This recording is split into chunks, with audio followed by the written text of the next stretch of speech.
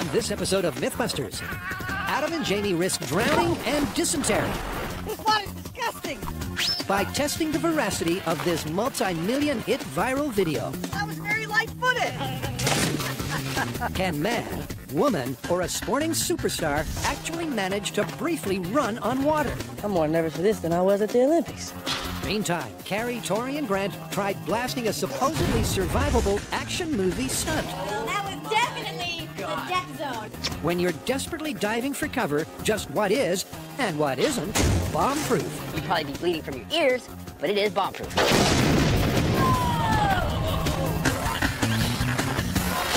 Who are the MythBusters? Adam Savage. That's 100% wacky right there. And Jamie Heineman. Between them, more than 30 years of special effects experience. Joining them, Tori Belleci. Let's torch this thing! Grant Imahara. It's lethal, people. And Carrie Byron. I'm starting to get the idea that this shouldn't be done inside. They don't just tell the myths. Oh, yeah. They put them to the test.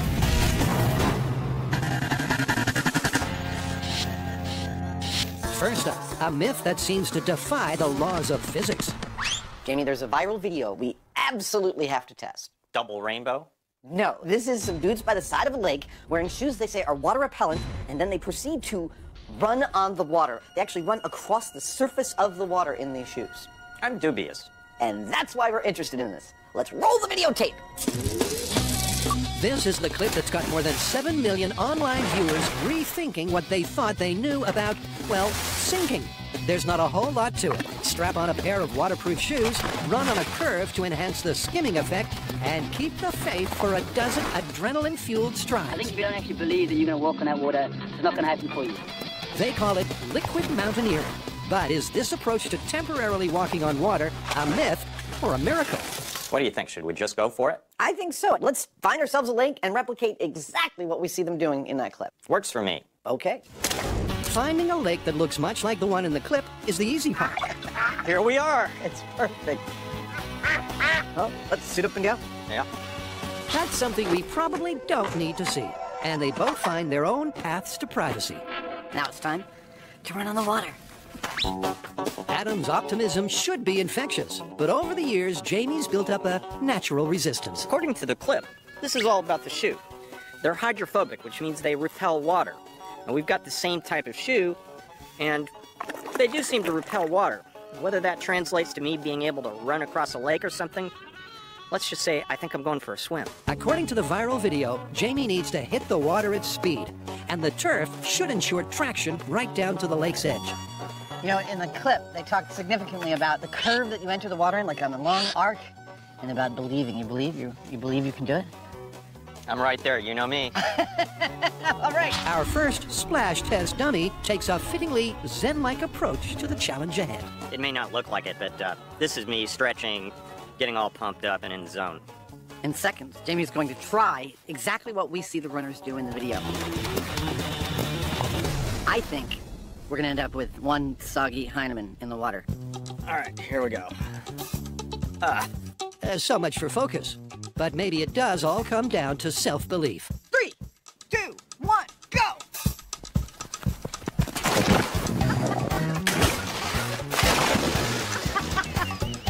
Or maybe not. These shoes don't repel water well enough to keep me on top of the water. I just sort of ran into the water, and that's all there is to it. All right, come on out. I want to give it a shot. So, any words of advice? Keep your mouth closed. It sort of like gives you the duck poop in there. Oh, God. No problem. Adam's instincts tell him a longer run-up might yield a better result. Okay, I'm ready. In 3, 2, 1, go! You really can't fault the execution. In fact, Adam's effort looked just like the ones in the video, except for the end bit. Oh, this water's disgusting. So, did you feel like you were on top of the water? I mean, because you didn't really look like it. I felt like I was getting some good leg motion, like pat, pat, pat on the ground. And then my foot hit the water, and it just kept going. Well, apparently the technique does take some getting used to, so I'm gonna give it another go. Knock yourself out. They both decide to continue the test, desperate to take at least one step on water. just continue to not work. Every single attempt ends with a splash and a crash. Well, that was a spectacular failure. Yeah, these shoes are going to have a lot more going for them than water repellents for that to work. True enough. Now, to a myth that takes self-preservation to its natural conclusion. All right, so as you guys know, and you guys definitely know, we have tested a ton of myths where we have taken everyday objects to see if they're bulletproof. Like laptops, sheriff badges. Yep, and we've also done an episode on what is supposedly stab-proof. Like money. Exactly, but you know what? This one is going to trump them all. We are taking everyday objects to see if they're bomb-proof. And those everyday objects, as suggested by you, the fans, are a table, a car, a wall, and a dumpster. All four inspired by Hollywood. It's the kind of stuff you see all the time in action movies. Moments before a bomb blast, the hero leaps to safety behind a parked car. The heroine is just close enough to reach that cinder block wall. Or the sidekick, who's still got a snappy line or two left in him, finds refuge in the refuse. But we want to know if any of these suburban shields could really save your bacon. Okay, for the explosive du jour, how about we use C4? That's used in a lot of Hollywood explosions. Sounds great. And first we should do a control blast to establish the injury zone. Then we're going to start bringing in objects one by one to see if they're bomb-proof. All right, well, the maximum amount of C4 we can use at the bomb range is 3 pounds. That is going to be a huge blast. This is going to be a cool experiment. You have no idea how right you are. For the whole team, this shapes up as a pretty sweet day at the office. What's bomb-proof? I can't believe we haven't thought of this one before. The first thing to work out is the perfect test distance between the bomb and the shields. Too close, and the whole experiment just blows to pieces. Too far away, and the shockwave might not be lethal in the first place. So this will take some finessing. Come on, Byron. Hurry up, we don't have all day. Now, we're going to set up a number of radii from the epicenter of the blast. At each of these radii, we're going to put 2 burst discs. One that goes at 13, which is the threshold of injury, and one that goes at 75, which is the threshold of instant death.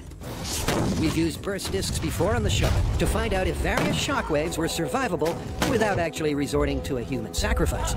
Nice. That's what I call a result. All right, so what I have here is our burst discs. They're a thin sheet of aluminum in a concave shape. Now, the way they work is we'll stick them in our holders.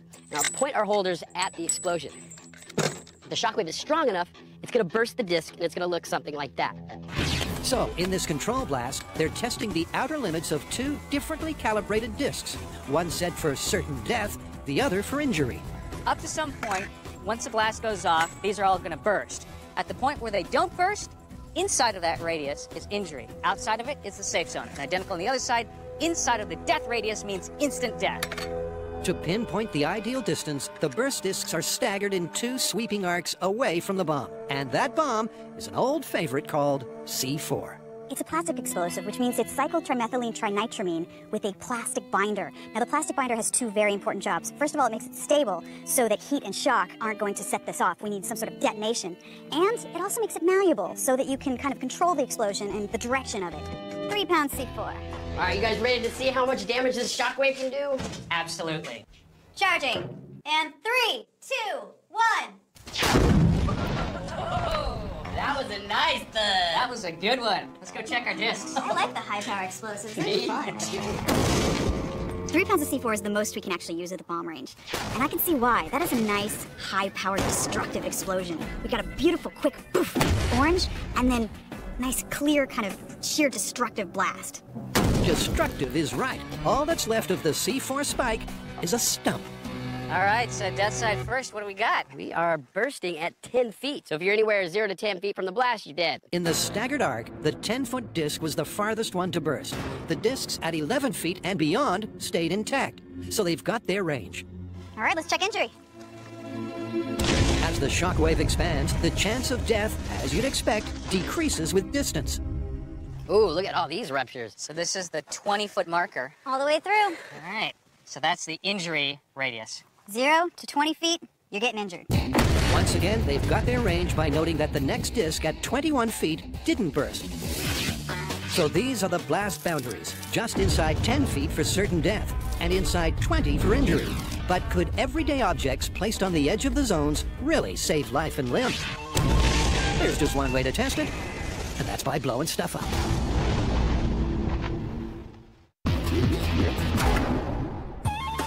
Having totally failed to skip across a lake like a well-pitched stone, Adam and Jamie have reverted to Plan B.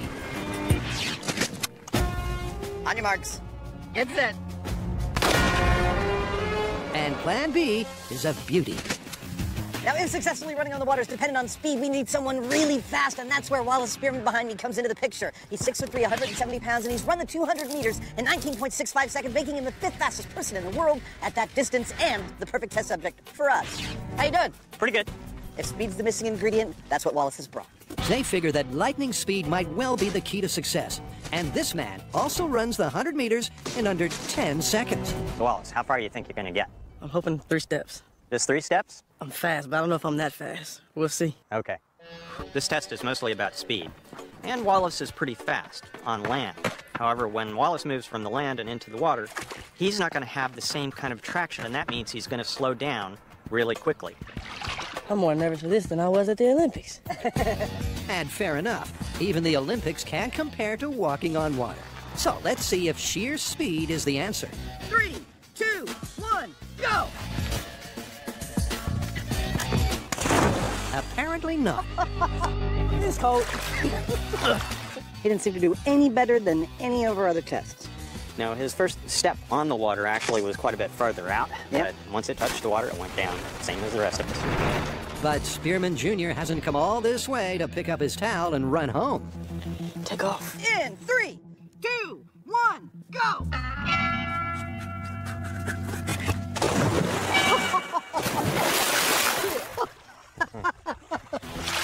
I don't think it's working, guys. Try harder. I got you, Coach. Wallace has also seen the viral video, and just like Jamie and Adam, he's become obsessed with the thought that a minor miracle might be only a quick step away. He's not quitting. Nope. You know, one of the things that they talked about extensively in the video was how much you had to want it to run on the water. And Wallace did a fantastic job of that. He talked to us about it. He really wanted to make this work. He thought about his stride. He thought about the way his feet were hitting the water, and he gave it every chance he could, and it was still a total bust. I want this. So it turns out, speed's not everything. Maybe if we got Wallace up to about 100 miles an hour, he'd skip across the lake like a rock. But given that humans can only run up to about 30 miles an hour, that's not happening. So the myth of running on water, as seen on the viral video, is pretty much sunk. But Jamie and Adam still have a few ideas up their neoprene sleeves that might just keep the concept afloat. All right, so we've done our control test, and it turns out if you are 10 feet away from 3 pounds of seafloor exploding, you're dead. If you're 20 feet away, you're gonna be pretty messed up. Now that we've established those distances, we're gonna see if hiding behind an object can protect you from the blast wave. And the first object might not be your first choice of shelter, assuming you had a choice. That's because it's a plain wooden table. I don't know. I don't think I'd want to be 10 feet away from 3 pounds of C4 behind just a table. Oh, come on, that's 3/4 inch pine. Yeah, it does seem kind of flimsy, huh? We'll find out how flimsy in just a few minutes. Grant plants the burst disc behind the pine, as Carrie and Tori deliver a twin for the 20-foot test. All right, let's point it towards the blast. This is the injury zone. All right, get in there. Given the likelihood of shrapnel, foam figures are added to catch any potentially fatal shards. But the way Grant sees it, that's not the main threat. So when we're looking at what is bomb-proof, what we're actually looking at is a branch of physics called fluid dynamics, because we're looking at the movement of air, and air is technically a fluid. Now, when you set off a high explosive, such as C4, what it does is create a high-velocity, high-pressure wave of air. And that high pressure is potentially what is deadly to you. With one table just 10 feet from ground zero and the other a scant 20, 13 PSI for the injury zone. it's a test that seems certain to end in splinters. Unprotected, we know that a blast of C4 would ruin your health. Now, to see if a simple pine table can save you. All right, so what I have here is 3 pounds of C4. I know it doesn't look like much, but wait till it goes off.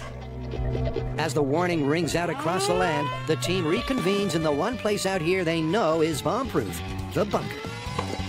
All right.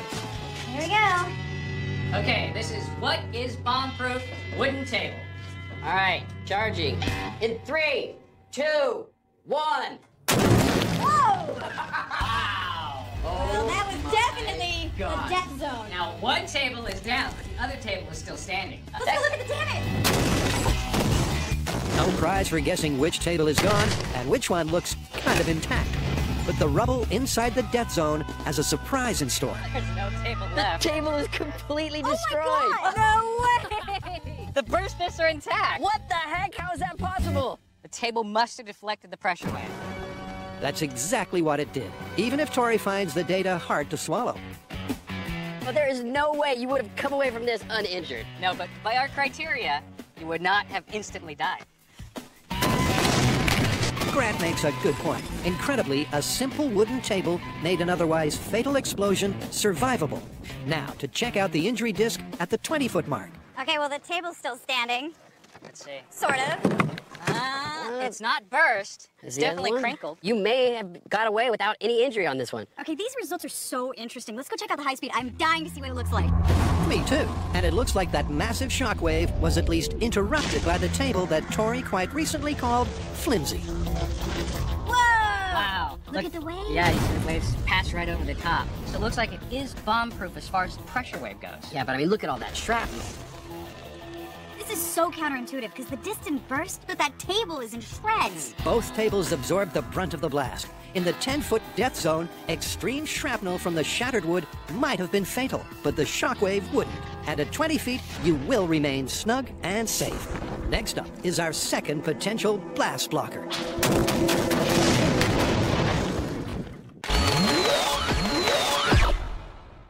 Go! So far, Adam and Jamie and a world-class runner have failed to replicate this viral video. So it's time to think outside the box. Well, we couldn't make it work, and speed is definitely not a factor. So where do we go from here? Well, I think I may have found the grain of truth at the heart of this myth. Really? Really.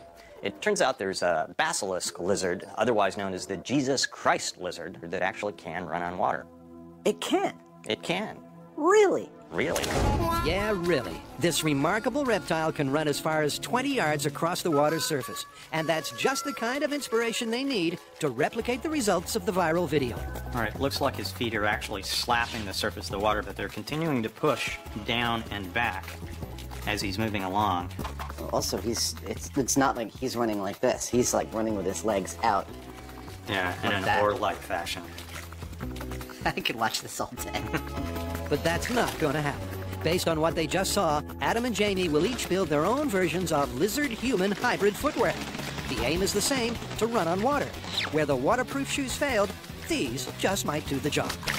So after looking at all the scientific papers that I've got about the physics of how this lizard stays above the water, it really seems to come down to the surface area of its foot and how hard it smacks the water. That's my takeaway from this. So I'm going to try and give these cute little shoes as much surface area as possible while keeping them as light and runnable as possible so that they can be quick and nimble when they hit the water. I want them to hit the water as hard as they can.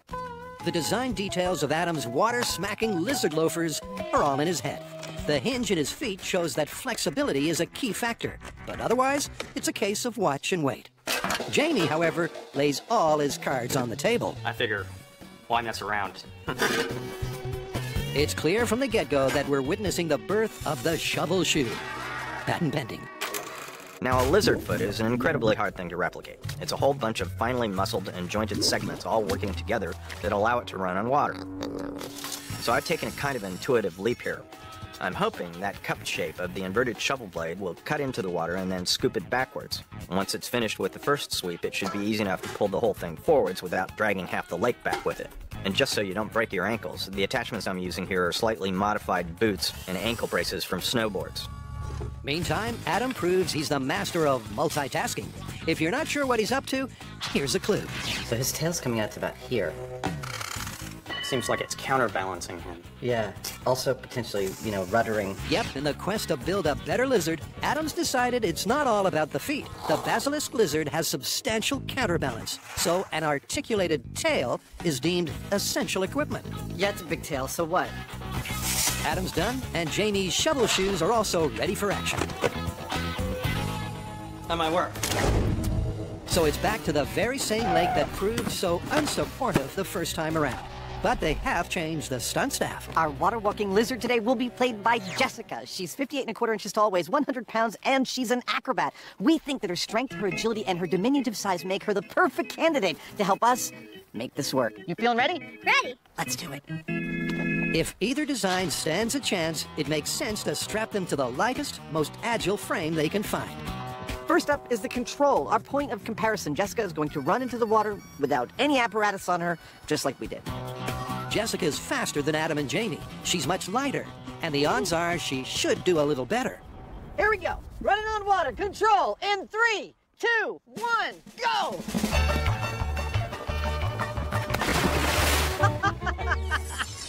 She is fast. Yep. Come on out. Nice work. Let's get you dry. Checking the high speed, it's hard to see any marked improvement over Adam and Jamie. She ran, she hit water, and she sank. Come on in. But maybe, just maybe, Adam's giant shoes will reverse the result. The biggest obstacle to buoyancy is that Jess is denser than water. But then again, so is a lizard. The basilisk spreads scaly fringes between its toes to increase its surface area on the water, which is what Adam's tried to do. Then it all comes down to speed and balance. Now, if you would start just walking slowly around, lift your feet and let's see. Jess has to walk before she can run, and she's a fast learner. How does that feel? Awkward. Can you get some fast movement there? She's got the feet flapping. Now all that remains is to get the tail wagging. So, tail's gonna go about like that. If you grab that, and that.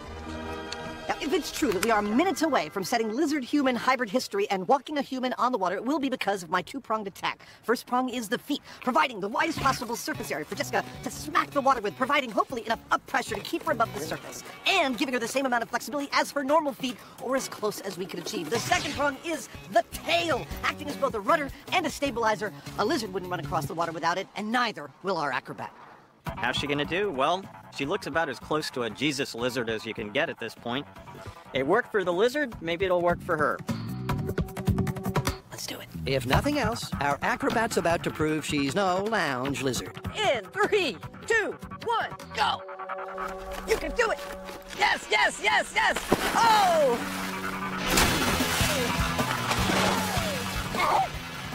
How you doing? You all right? Astonishingly, it did not work. It's like stuck in the mud. Oh, really? Jess did her best, but it's fair to say the rig fell short of its early promise. Did you feel like the shoes held you above the water at all? Not at all. No? You just plunged right in? Yep. Do you think the tail was holding you back? Yes. Really? Yes. Should we try it again without the tail? Okay. Excellent. Can we get a towel? Now, it's well known that some lizards, when presented with danger, can actually detach their tails and get rid of them to escape faster. And that's what our lizard wants to do, so that's what we're going to allow her to do. Actually, our lizard would sooner be basking on a hot rock, but she's in for the long haul. You think this one's going to do any better? Not really. All right, well, let's find out. Here we go, running on the water, lizard-human hybrid without the tail. In 3, 2, 1, go!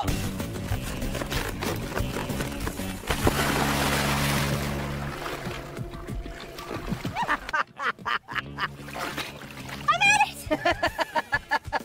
That's the spirit.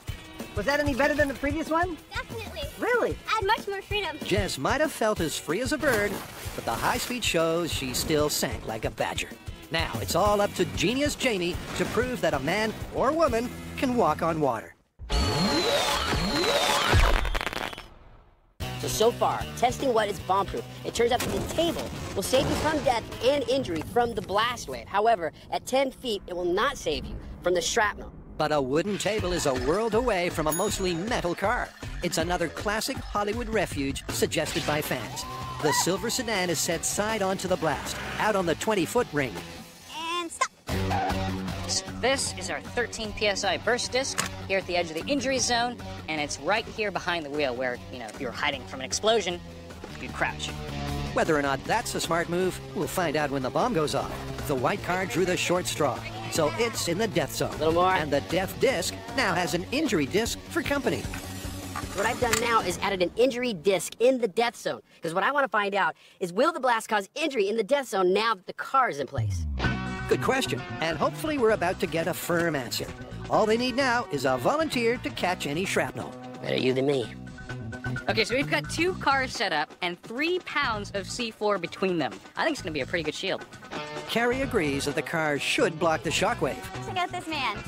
but she's still convinced it'll all end in tears. If the burst is ruptured, it's not from the wave. It's because a car's gonna fall onto him. It's right next to that bump. It tore a table in half. It's gonna poof, smash that car straight into those. She might be right. If you're crushed by the shelter you're cringing behind, that does kind of defeat the purpose. Here we go. This is gonna do some serious damage to those cars. Yeah. No question, but what damage, if any, will the C4 do to someone huddled behind the hubcaps? Okay. Here we go. In 3, 2, 1.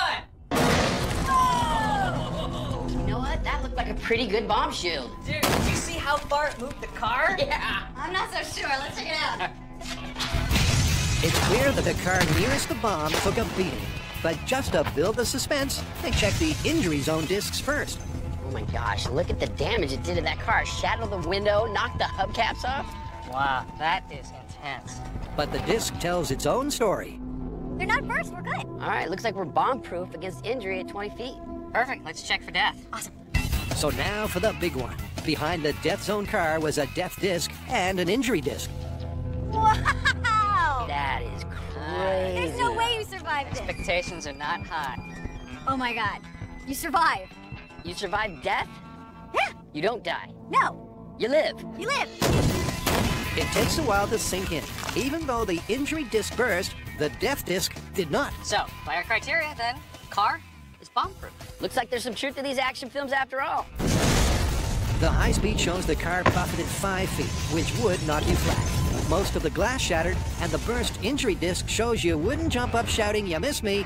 But given this methodology and this amount of C4, a car is a safe shelter. This is a really cool explosion. Honestly, I thought the car would get a lot more torn up, but it turns out it's a really good block. We did not burst the instant death disc. Now, this is a really interesting result. We found that a car prevents you from dying in the death zone and prevents you from getting injured in the injury zone, which means that it's bomb-proof.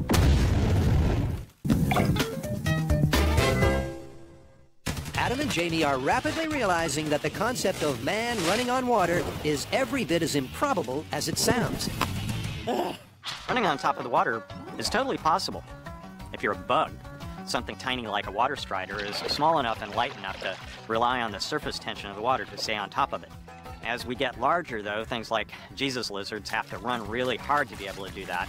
And as we get larger still, something like waterfowl, like a duck, they can run on top of the water too, but they need help. They use their wings. Adam built 2 fancy lizard feet and a Godzilla tail. All he managed to do was to half-drown an acrobat. I can't say that my rig was a success. I mean, we definitely did not see the human-lizard hybrid skipping across the water that I had dreamed about. But Jamie has dreams of his own, and Jessica's job is to make them come true. So what do you call these, shovel shoes?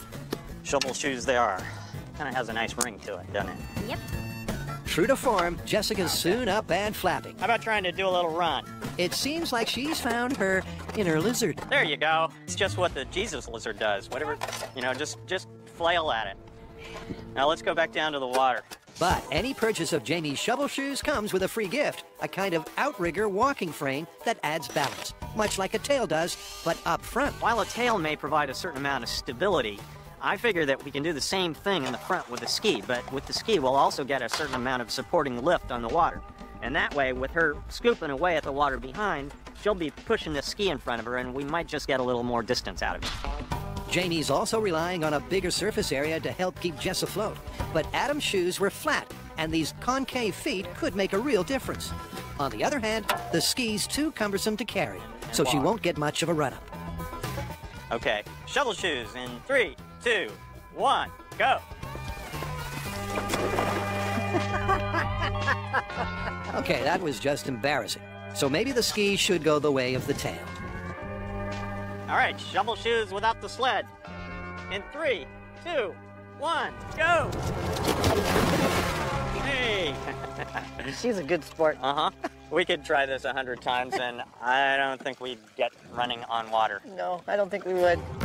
The viral video myth of running on water has been long busted, but it's still worth checking the high speed to see if either one of the enhancements has helped or hindered. Adam carefully traces every variation to match up with Jessica's first control test. This one right here is the control. And I would look for any improvement being any line that went above that. Okay. And yet all of our tests fall below that. And actually they're all pretty consistent. And sometimes it's 1 step, sometimes it's 2 steps, but still, she's sinking at a much faster rate with all of our stuff strapped on her feet than she is when she's just in the control. Which is also probably due to the fact that she's removing a lot faster. Yeah, absolutely. I think speed is probably one of the most critical factors, and everything we put on her made her go a lot slower. It looks like it's back to the drawing board. or not. So here's where we're at. We are testing a myth of what is bomb-proof. And so far, we've tested a wooden table and a car. And as it turns out, those things are bomb-proof, both in the death zone and in the injury zone. Next up, we're gonna test one of these. A dumpster. It's like in the action movies where a bomb's going off, hero sees the dumpster, thinks, oh, I'll jump in there and be safe. Whatever happens, it looks like they've already confirmed the myth that getting in is a whole lot easier than getting out. What a shame. Somebody threw away a perfectly good MythBuster. A little help. As with the table and the car, they'll test 2 dumpsters. One at the 10-foot death zone and one at the 20-foot injury zone. Perfect! If this doesn't work out, we could be trash man. Okay, this is the 13 PSI. All right, this is the injury disc. Yep. Once again, they fit an injury and a death disc in the death zone dumpster. Now, you'd think those 4 steel walls would be the best shelter yet against having a bomb churn your insides to custard. But here's the thing. It's a mostly enclosed box, except for the lid. If that energy wave actually diffracts around the top edge, because it has these rigid walls inside, you could see some reflection and possibly get higher pressures inside of the box. And that same exact thought has already occurred to Carrie. If the wave happens to bounce off the backside of the dumpster, if it amplifies, we might burst one of the discs. Uh-oh, bomb's going up, did it? But Tori's got no time for this kind of trash talk. You know what? I have a feeling these are going to act just like a bunker. I mean, you're surrounded by steel. The roof is open, but I think the shockwave is going to go right over you. You might get some ear damage, but I think you're going to be pretty good. And the catalyst for catastrophe is still 3 whole pounds of plastic explosive. Let's do this. In 3, 2, 1. Wow, that looked pretty good. Those dumpsters look in pretty good shape. Yeah, let's The check one it on the out. right went boom. The 13 PSI disc in the injury dumpster remains intact, so you'd be unscathed at 20 feet. And the death zone dumpster doesn't look too much the worse for wear. You know, for being so close to that blast, this dumpster looks in pretty good shape. Hey, the 75 PSI disc is not ruptured. Yeah, but the injury disc is busted, so you're gonna survive, but you're injured. But some of the shockwave must have penetrated, or the injury disc wouldn't have burst. Still, the dumpsters did well. Injury-free at the injury zone, and alive but unwell at the death zone. So this is the dumpster that was 10 feet away from the C4 blast. And look at it, it's in pretty good shape. I mean, it's got some concaving happening, so it took a lot of the shock. But I mean, it acted like armor. And our death disc did not burst, which means if you were in here, you would have survived. You'd probably be bleeding from your ears, but it is bomb-proof. So far, the results have surprised everyone, not least because every shelter tested inside said parameters actually would save your life. Next and last is a cinder block wall. And if you think you know how this one goes down, all I can say is you're probably wrong. This, though it looks very sturdy, I mean, technically this is composed of several little pieces. So you can think of it as the most liquid of all of the obstacles we've tested, which means that it quite likely will absorb that energy, but not blow it all out. If Grant's prediction sounds a bit soft in the center, Carrie's prepared to go in hard. So after everything we've seen, I'm pretty sure that this wall is going to block the wave, and you're gonna survive behind it, and you're gonna get no injuries behind it. I mean, it's a brick freaking wall. Point taken, and they've only built one brick freaking wall, as Story explains. So we only have one wall to test this one, but we still have to have the death zone, which is 10 feet away, and the injury zone, which is 20 feet away. So since we only have one wall, we're gonna have to move our blast zone to 10 feet and 20 feet. Common sense says start wide and work your way in. So Tori sets the first charge at the 20-foot mark. Grant fits the 13 PSI injury disc, and Carrie supplies the styrofoam stunt band. Now to see if a freestanding cinder block wall is as solid and as safe as it looks. In 3, 2, 1, fire! Oh, I never get tired of that! That was it. All right, that was a big blast. All right, let's see if it was bomb-proof. The wall's still intact. It is. And the disc? And the disc is crinkled, but still intact. So it's bomb-proof for injury. All right, let's see if it'll save your life. They're down to the last 3 pounds of explosive, and halving the distance from last time brings it all into perilous perspective. All right, 10 feet is right here. Oh my God, that's so close. Oh my gosh, we're gonna destroy this wall. All right, bang it in. The wall itself was examined and patched up, so it's just as strong as before. Very trusting right now. No longer. Grant installs the last 2 burst discs. All right, 75 and 13. And the bunker beckons. In 3, 2, 1, firing! Oh my God! Down went the wall. That wall is gone. I don't know if the disc is ruptured, but I think a brick would fall under it. I think we have shrapnel. I don't think that's bomb-proof at all. Let's go check it out. It sure doesn't look it. Barely a single brick is still joined to another. But the bomb-proof proof all rests with those sensitive discs. We're testing the lethality of the shockwave, pure and simple. They both survived. So both discs are still intact. All right, so it looks like the wall protects you from the shockwave, both from injury and death. It's an amazing result. The blast was big enough to turn the wall to rubble, but the wall would still save you from death and even injury. Incredibly, all 4 shelters made an otherwise fatal blast survivable, which is a massively surprising result. And the foam figures showed that serious shrapnel was only a factor with the wooden table. I wonder what else is bomb-proof. What about duct tape? Ooh, that's a good one. Phone books? Ooh, I like that one. All right, well, as incredible as it seems, I think we're gonna have to call myth confirmed on all 4 shelters. I mean, they were technically bomb-proof in the parameters that we set up. Yeah, but we should make it clear that if the blast were any larger or the explosion any closer, that'd be a different situation. Yeah, we were specifically testing the blast wave, and if you dive behind something solid, it's definitely going to dampen it. But shrapnel? Now, that's unpredictable.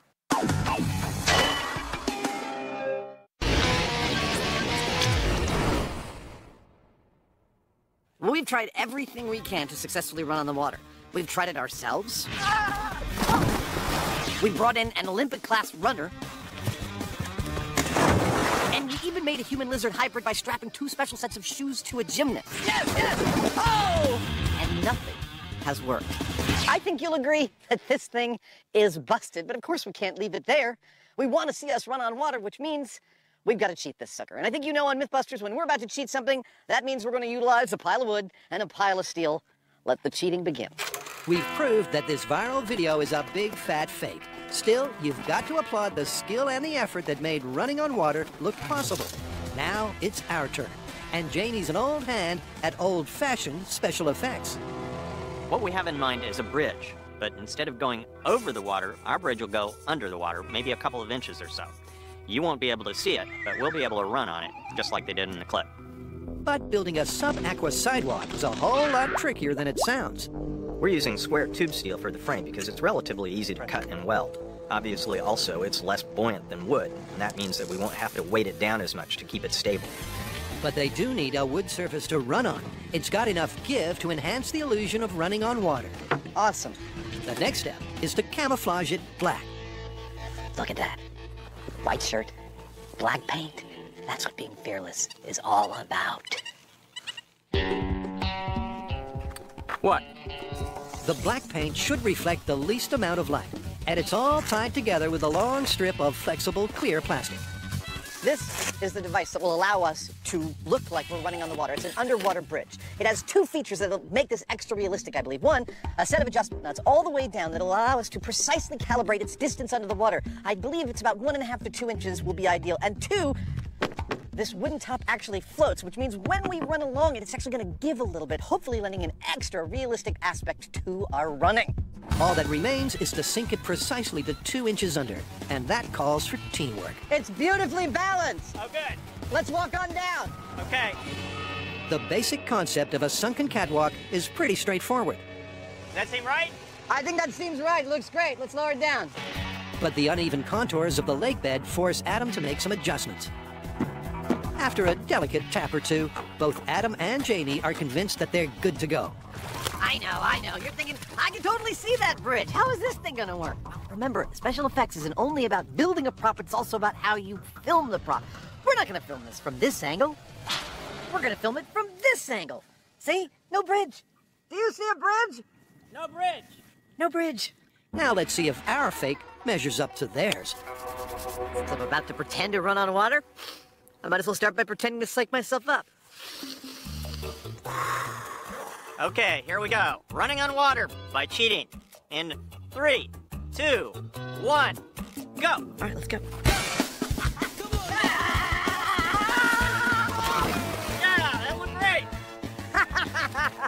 Beautiful! And that, ladies and gentlemen, is how it's done. Ours was a fraud, and it looks like theirs was too. My turn. But Jamie knows better than anyone that reliable results should be repeatable.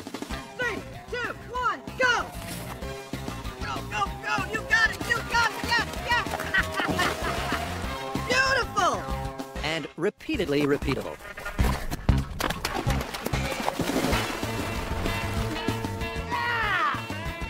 Not to mention reproduced, replicated, and duplicated.